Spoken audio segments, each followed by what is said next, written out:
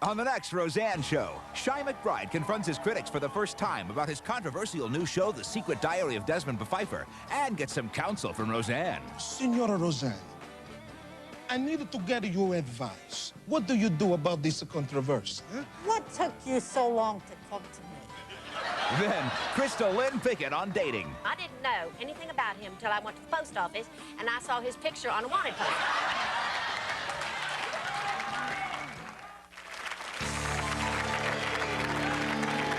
Today on The Roseanne Show, from the controversial sitcom The Secret Diary of Desmond Pfeiffer, Shy McBride, and a return visit from Crystal Lynn Pickett, a woman who's best friends with a serial killer. And watch out, ladies, R&B heartthrob me, Brian McKnight. And now, here's Roseanne!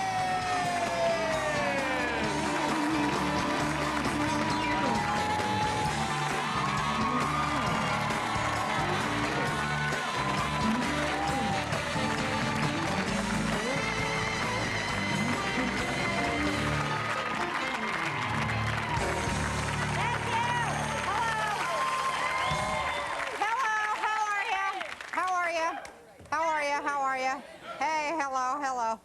So, we have a big show, but before we get started, you want to ask me any stuff? Yeah. Dan, you look so trim fit. What's your secret? I don't know, but where'd you get that tie? Kmart. At Kmart. And is there a reason you're wearing it with that shirt? I like to look tacky. Oh, you're going for the tacky look. Well, you're there. You are there. Good for you. Anybody else? Yes, ma'am? Hi, you look fantastic. Thank Can you you. tell me how you do it? Well, I'm just like too nervous to eat, is basically it. I'm going to do a whole show about it later on. Okay. I promise to let you know, but, you know. Yes, sir. Hi, Rosie. Do you like hard or soft matzo balls?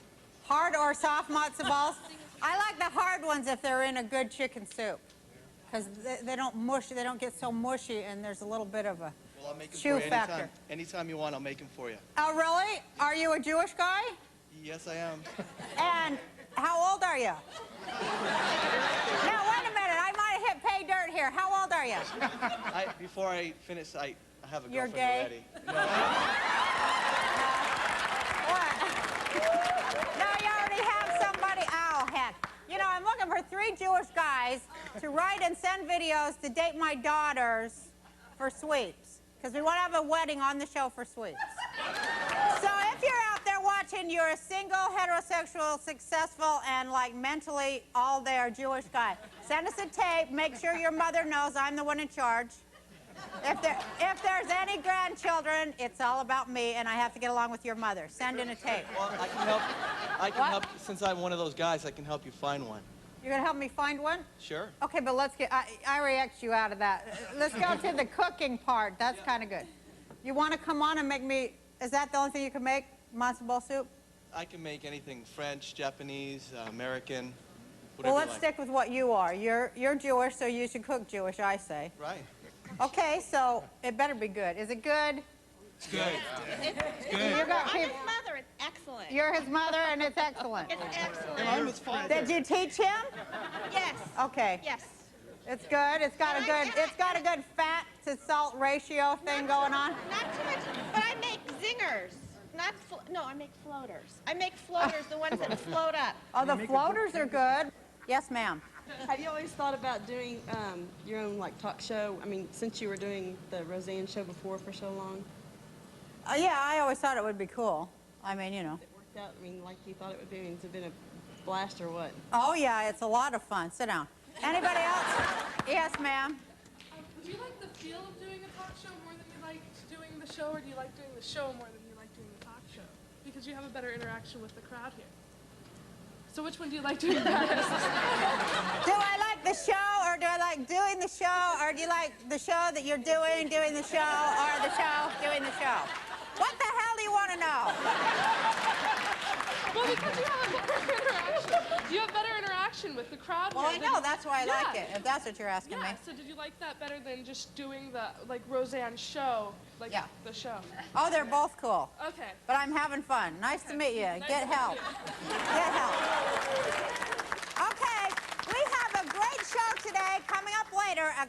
controversial former guest, back with an update. Crystal Lynn Pickett is here. I'm sure you remember her. And for all of you ladies out there, the sexy singer Brian McKnight will perform his hit anytime.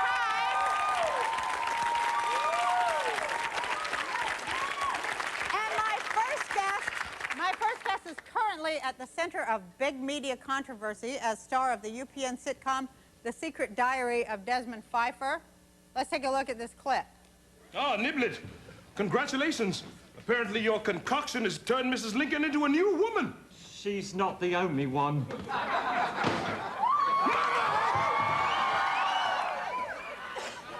My God, how did you get those? It must have been that headache potion. I took a cup of it too. How big a cup? I don't know, about a D. I don't want to... Please welcome Shy McBride.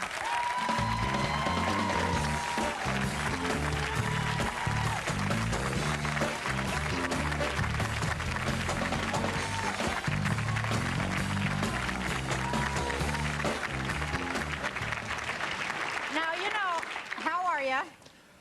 Damn fine, baby. I'm good.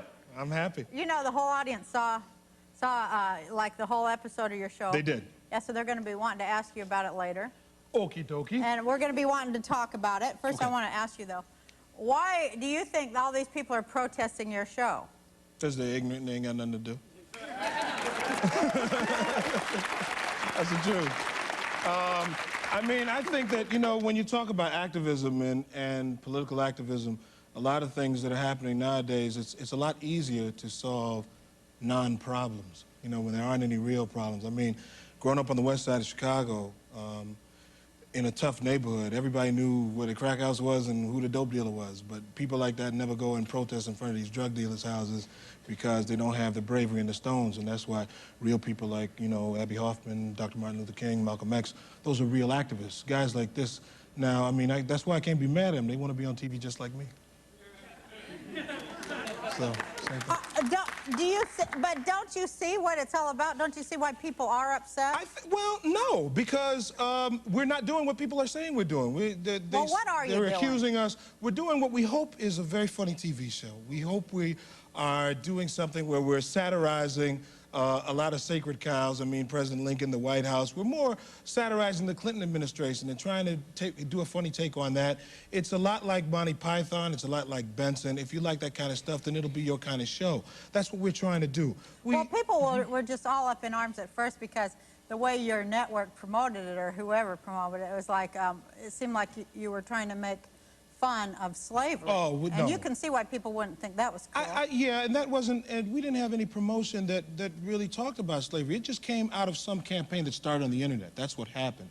And because of the time that it's set in, that was the problem. Tell everybody at home who is, you know, wasn't here and didn't see the show. Let's tell them exactly what the show is about. Okay, the show is... You play who? I play Desmond Pfeiffer. The P isn't silent. And I'm sorry. play... That's okay. I said it the Jewish way. That's Pfeiffer. Yeah, but and I play a guy who was a former British nobleman that had a little bit of a gambling debt issue and ended up going to America and getting a job as President Lincoln's butler in the White House.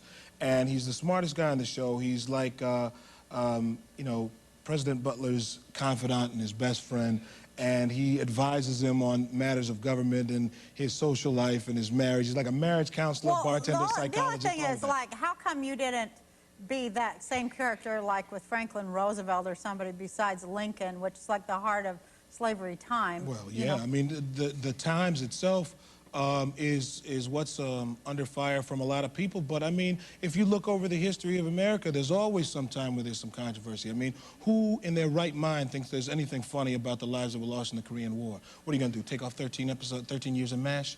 You know, I mean, who thinks that there's anything funny about World War II and the Holocaust? What are you going to do? I mean, how'd you like to be in that pitch meeting? You go into a guy's office and said, okay, here's what we got. There's a bunch of POWs in a Nazi concentration camp. They can leave whenever they want, but they don't because they're having a ball. And then there's a big fat Nazi who eats all the time. He's beautiful. And a goofy commandant with a thing in his eye. It's hysterical. I mean... How many years was that on? You know, and, well, Hogan's Heroes ran for 6 years, and it's been in syndication for 20 years. And I think that a lot of this... So you're saying that, like, Hogan's Heroes had a really controversial backdrop. Sure it did. Painful Sure, a painful history. backdrop. And so you're saying your show's the same thing? It's the same thing. Who finds anything funny in a lot of these historical periods? But if you're going to say that the period itself is off limits because what was going on, you might as well throw your TV out the window during the 60s. You know, and the 90s make the 60s look like the 50s. So, absolutely. You know what I mean? So, what are you going to do? But you know what? Let's go right here because I want to ask you this because this kind of, you know, on my show here, on this show, I wanted this show to be a forum for all kinds of ideas, people with unpopular as well as popular ideas, because somehow in America, like in the last 10 years, we went to some place where we feel like we have the right to stop anyone who doesn't agree with us. So true. We all feel that way, and then there's a lot of crazy people, too, that take it one step further, that they think they have the right to, like, physically to get in your face, dig that. To stop people from talking. But, you know, one thing I want to, because I know, you know, you got to know I'm a huge fan of yours. I have so much respect for you, and you've been through a lot of controversy yourself. So what I have to ask is, Senora Roseanne, I need to get your advice and your counsel. What do you do about this controversy, huh?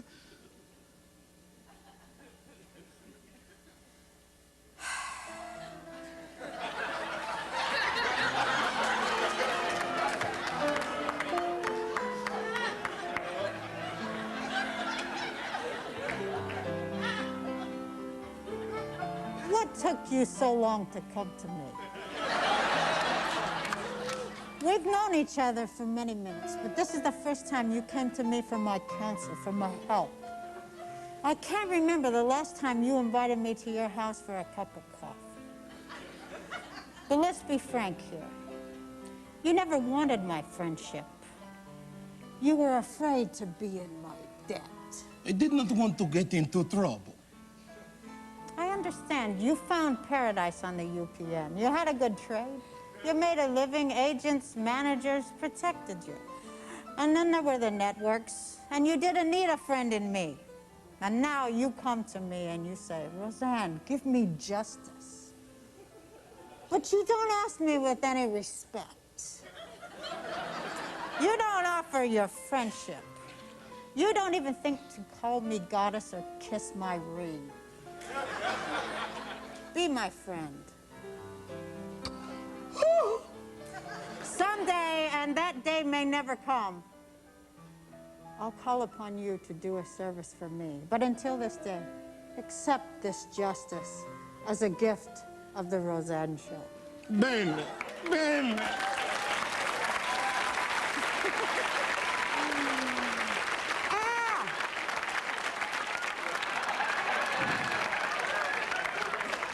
Oh, give me that. I'm saving it. Souvenir. Give me souvenir. When we come back, hold on.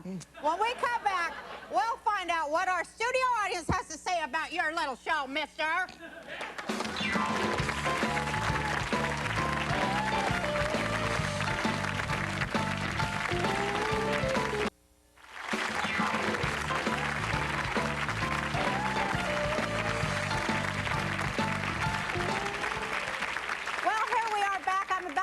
To the audience and let them tell you what they think. We want to hear what you have to say. Yes, yes. You had a question, right?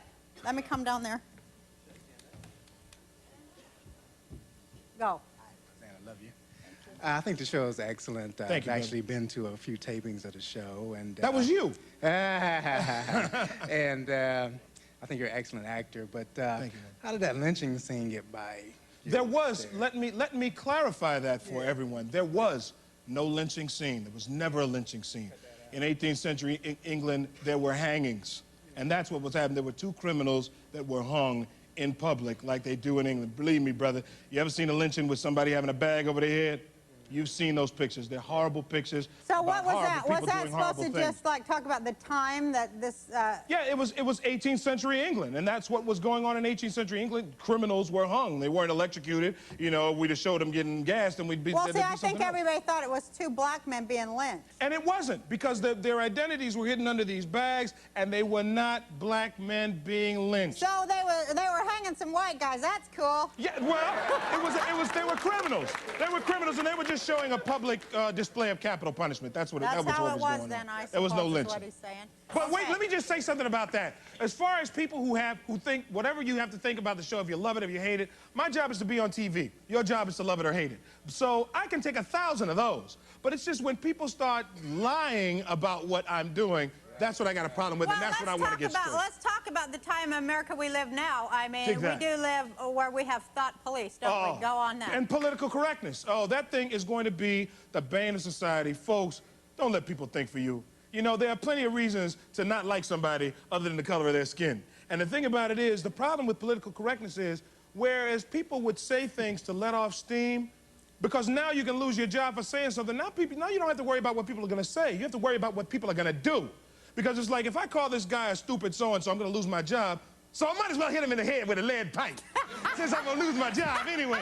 See, so that's the thing. But that's what political correctness brings. I totally agree. As far underground as you shove it, the harder it's going to come back Thank you. up. It's going to erupt, and you can't tell grown folks to shut up. Let's get this woman's question, though. I love the pilot. How come you didn't do the first show as the pilot? I don't program. They don't tell me how to tell jokes. I don't tell them how to run the network. Here we go. One more guy. It better be good, too, mister. I'm just curious, are you going to meet with any of these people that are protesting?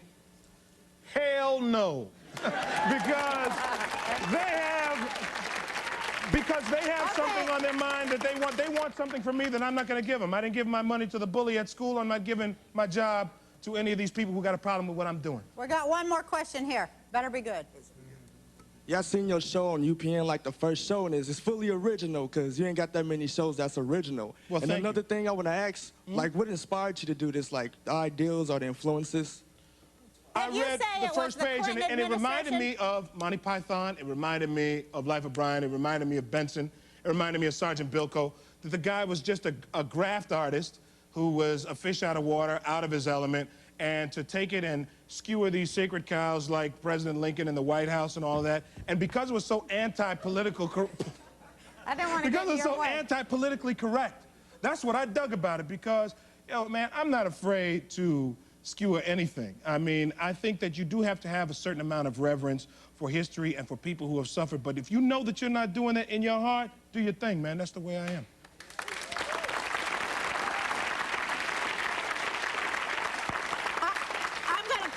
Why am I doing this? I don't need this. You don't need I thought I was on stage. No, I was going to say that I think people, you have to be kind of intelligent to understand anything about satire. Because I had that problem the last year of my show. I did the Roseanne show. I did pure satire. Yeah. And people have trouble in the press, I guess it is, with satire because they don't really get it. Well, but I think people get it. Yeah, sure they do. And I think maybe if you call it a satire or something, that'd clear it all. I think it's real funny. I really do. Thank you, Roseanne. And I wish you luck with it. You're funny, too. Thank you. Oh, thank you. I'm such a fan of yours. Thank you for having me. Thank you for being on. Okay. And I also wanted to say, I see a lot of parallels between the Clinton administration. Oh, yeah. And it's really like up-to-date satire. Well, old Bubba's giving us a lot, Terry. He's practically writing itself, you know. Coming up, what's it like to date a serial killer? I hope you've never done that, honey. I wouldn't know. We were going to find out right after this commercial.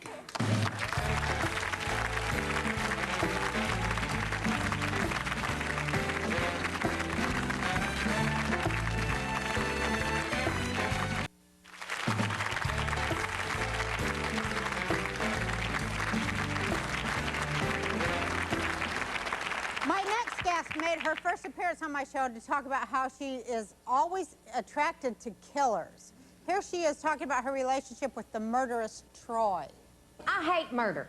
I hate it. I told Troy 1,000,000 times, enjoy your night out, but don't kill. And that's the first thing I'd say. You know, if you're going to kill something, why don't you kill a rabbit? I can make rabbit stew. That's something we can do together as a couple. Do you know any people who are not murderers? Have you ever been out...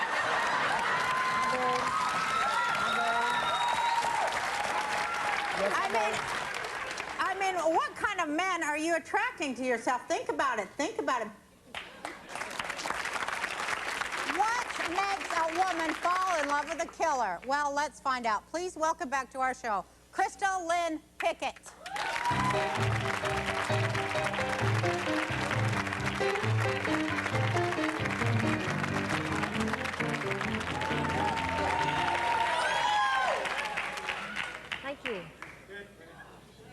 I'm glad to see you back. Oh, thank you. I'm so glad to be back. How is everything? Everything going good? Everything's going as it always does, you know. Life just goes on. Well, let me just jump right in there. Why do you involve yourself with violent men? I don't intend to. You know, I'm a positive kind of person. I don't look at a man's bad side. I try to look and uncover his good side. And every woman wants to uncover a good side of a man. That's true. That's true. We want to change a man. You know, we want to make him better. You know, some women want to say, oh, since he knew me, you know, he stopped smoking. Or, you know, he stopped drinking for me. I want to say he stopped killing for me. Because I feel like then I would have accomplished something with my life. Is that the only way you feel you could feel that you accomplished something with your life, is to, like, you know, use these men for your accomplishments? No, I don't. I don't think it's a man. It has nothing to do just with a man. I mean, if I was a lesbian type woman, I'd want to turn around a lesbian killer, you know? Because women do kill. Let's not just pin it on men. Women do kill. It's different, because I know a man will snap, he'll kill, and then he's sorry for it, you know? But a woman, she doesn't. She thinks about it, you know, and then she kills, and she's not sorry. You know, she feels better. Well, that's what I can point out. I can point out a specific case of a woman who killed her husband. She put him through medical school. They were together for 20 years. He left her for a younger woman. Now, that alone is a crime, but you can't do anything about it, okay? Right. So she said she was a perfect size 8 through that whole marriage. When she found out he was cheating, she became a 12 going into a 14. Okay, by the time she was convicted, she was a size 16. Do you think she was paying for her crime? She's paid for it, all right. But you know what? She said, I'm glad I did it. She said, I'm glad I did it. She wasn't glad she gained the weight, but she was glad she did it. Well, that kind of reminds me of that Betty Broderick that killed, you know, she killed her husband. It could be her. I don't remember the name, but it could have been her. Well, she's never said she was sorry. Maybe you have something there that women are never sorry for their murders. But whatever happened to your best friend, Dwayne, the one that was convicted, the serial killer that was convicted? Now, wait a minute, Roseanne. Don't jump on serial killer. No. Wait a minute now. Give the man a chance. You know, he has been convicted of 1 murder in the state of Florida, and he's awaiting his sentence now, okay?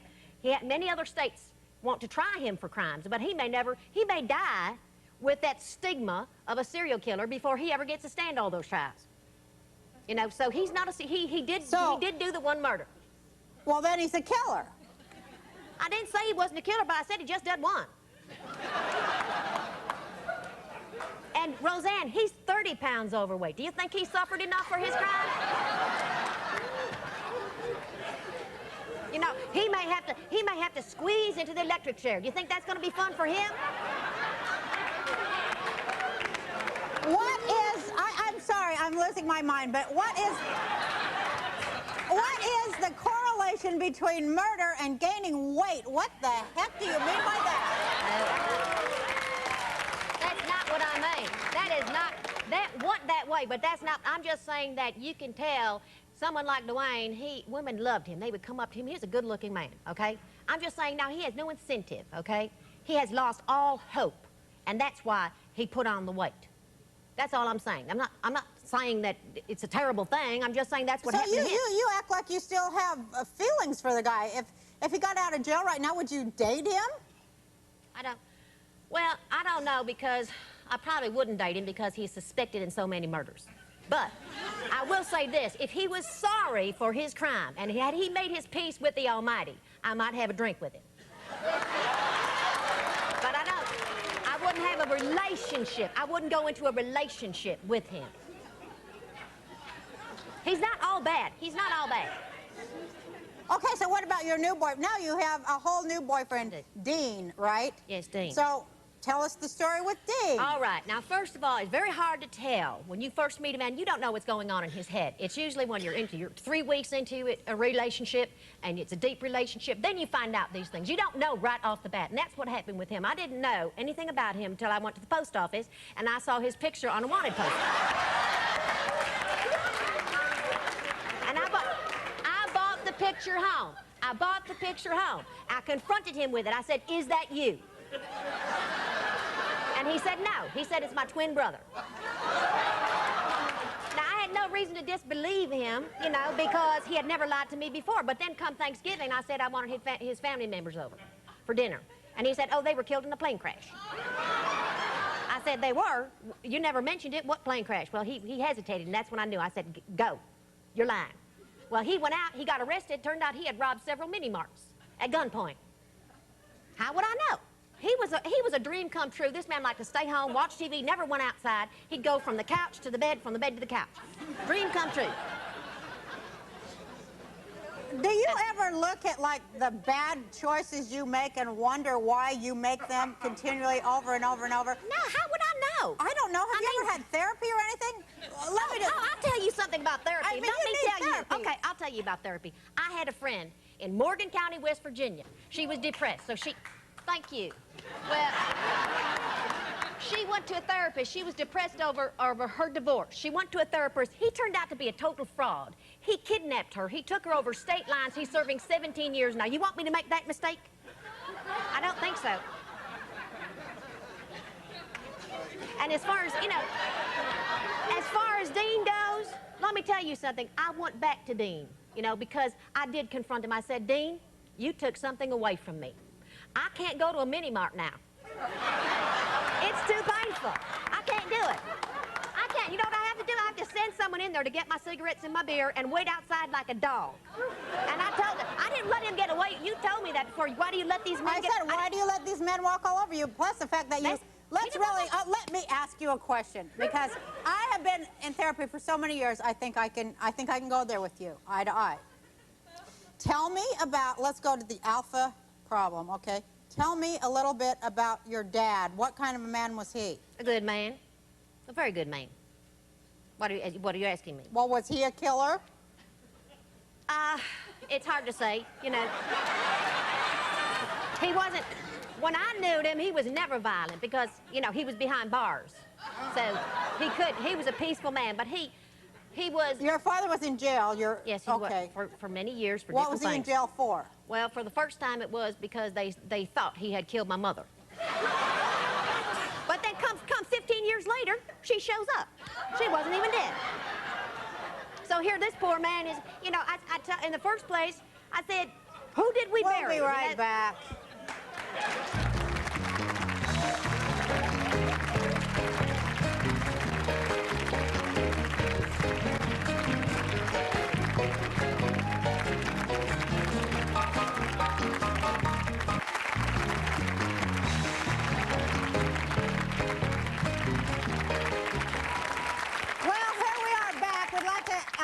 People in the audience would like to ask you a question, Crystal. Sure.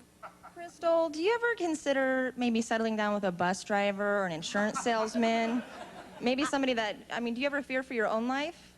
No, but I did meet a bus driver one time, but it turned out he had stolen the bus and commandeered it and drove me 3 counties away. It's not like I haven't tried. I have tried. Any other questions down here? We have time for one more. Yes, sir. Yeah, Crystal, I got like 2 parking tickets. Will you date me? No, I won't pay the tickets, but I'd go out with you, sure. You're nice looking. No, you don't even know this guy, and you say you go out with him? How would I know if I don't go to find out? Am I just going to sit here?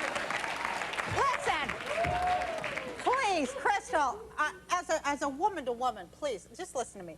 I have a really great psychiatrist that has really helped me a lot in the last few years, and I just wonder, if I call him and ask him to, like, free, I'll pay for it, whatever, to treat you for free, would you consider seeing him? Call him up, I'll have a drink with him. But don't pay, let him pay. You don't pay, the man pays. You don't have to pay for it, let him pay. Already the man has a strike against him, he's gonna have you pay for me. I'll do it. I'll go out with him, but... No, it's not for a date. It's for psychiatric care. It maybe I'll... If he's safe, you know, if I know he's not going to, you know, take me off somewhere, I talk to him. It could work. Maybe he's Mr. Right. You don't know.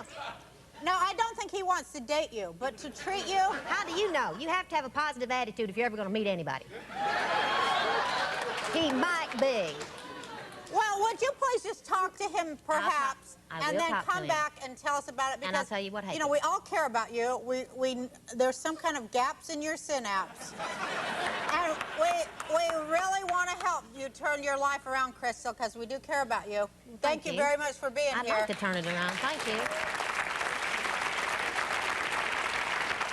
Stick around, Crystal, because R&B heartthrob Brian McKnight performs live. Stay off of Brian.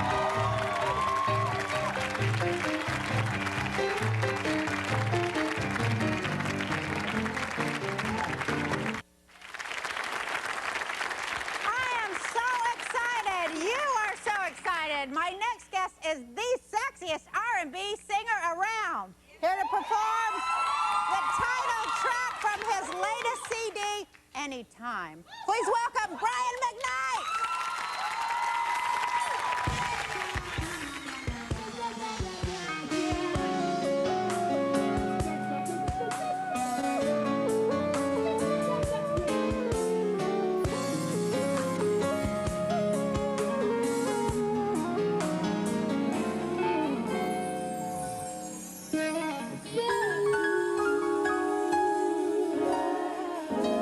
I can't remember why we fell apart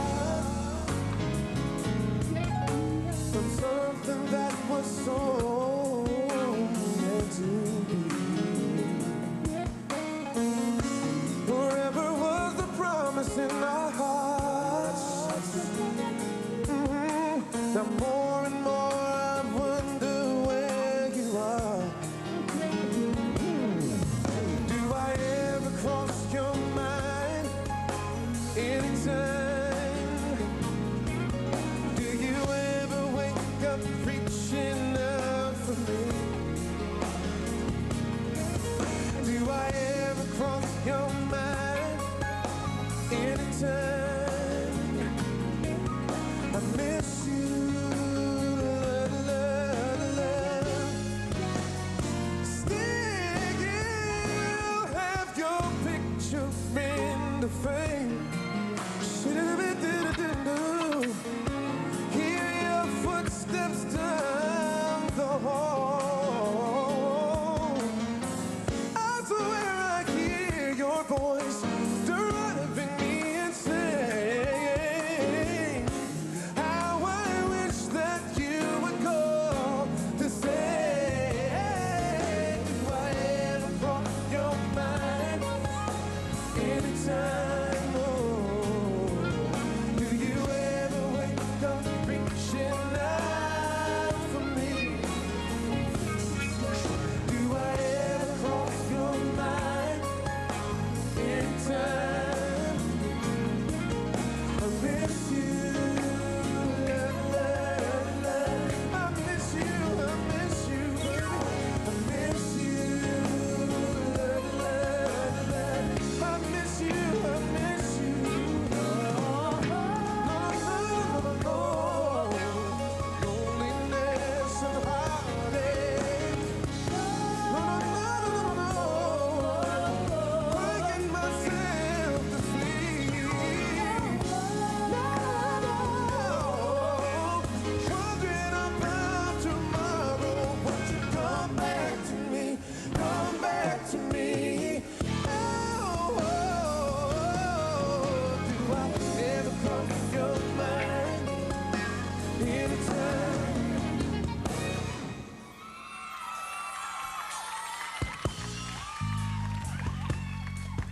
I miss you.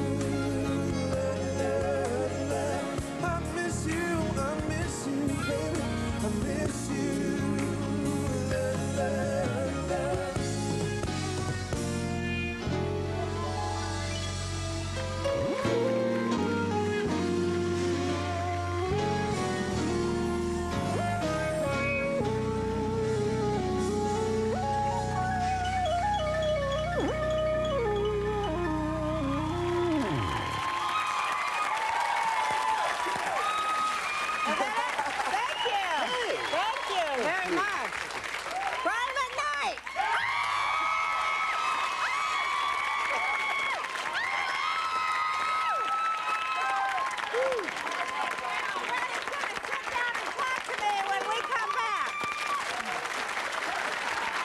Larry King on the next Roseanne Show. Oh, Larry, kiss me like you did Marlon Brando.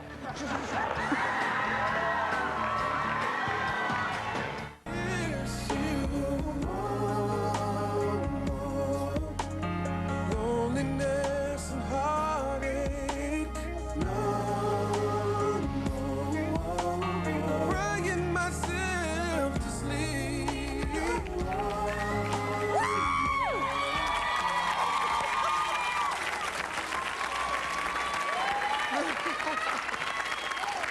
We were watching that particular video this morning, and Vernetta, who works, show Vernetta, she came running in there like the place was on fire. Women just love you, but you have to know, the man is married. He's married, but now there's one particular woman in the audience that wants to say something to you. Okay. So, I'm gonna go out there and get it. Because what you said, I want you to say on TV. I just had to say, you really have it going on. You really, really do. Thank you. Whoever you got, honey, tell them they definitely lucky, honey. Tell them, don't mess up now. Appreciate. Thank you.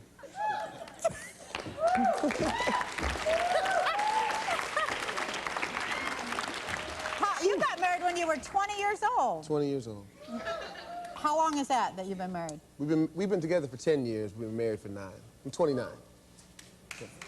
Now, is your wife the inspiration for these beautiful poetic words that you write?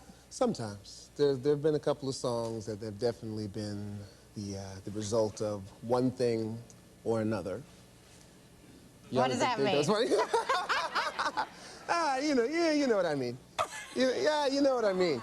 But anyway, a lot of times I write more often than not, it's just whatever's in my mind at the time. But I think that I store a lot of things up over a period of time, and then eventually everything that happens to me or people that are around me comes out in a song. Now, this one is really weird. The two people that you really idolize are Stevie Wonder, which I can totally see because, you know, you're a singer, and you have to have some Marvin Gaye in there too, because you got Marvin Gaye. Yeah, it starts with Stevie at the top, and then there's sort of like a filter down family tree of all the rest of the guys, Marvin and James Ingram. And Bobby Caldwell, and just all the great singers down the years. Basically, I'm a product of every song I've ever heard, and I just take bits and pieces of those songs and make I'm telling you my secrets. That's how it is for me too when I watch comics. That's why, like the other guy, you also idolize Jerry Lewis. I'm like, how does that fit in there?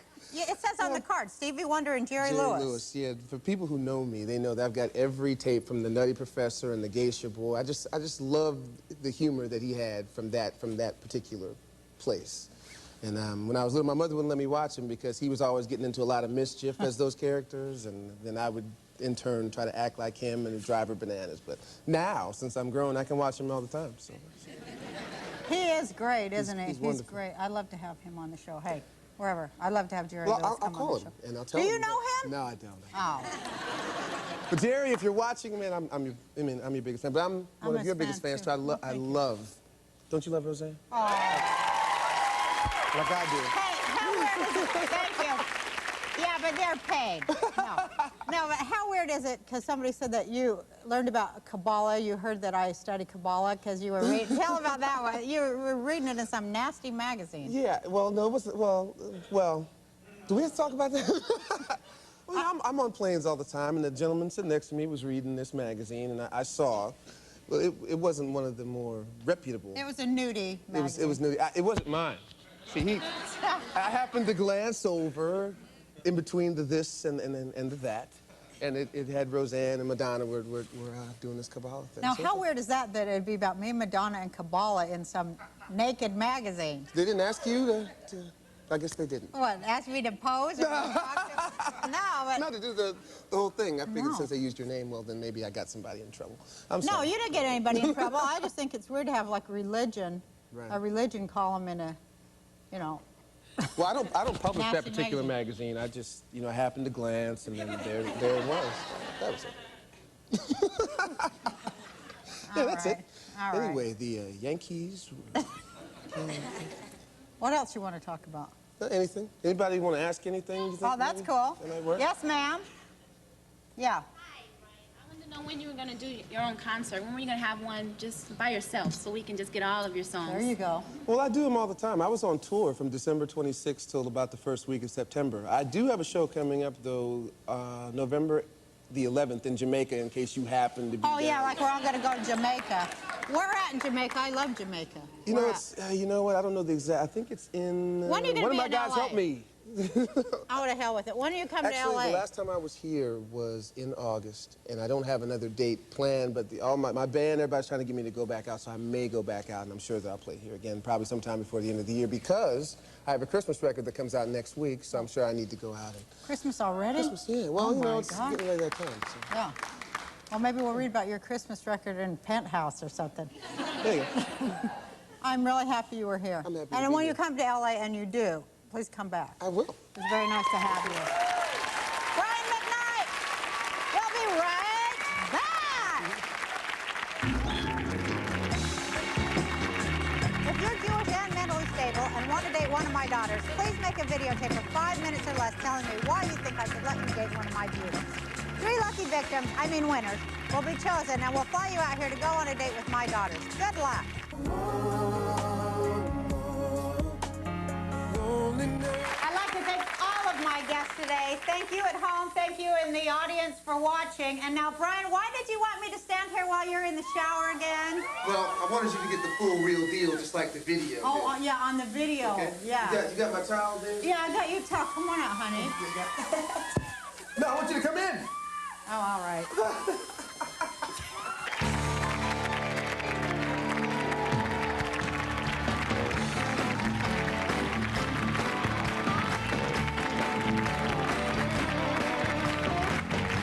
If a drunk driver killed your child, could you forgive them? It's a story of forgiveness so powerful, I almost could not believe it. Next, Oprah. Tomorrow at 4, followed by News 8 at 5, here on Channel 8.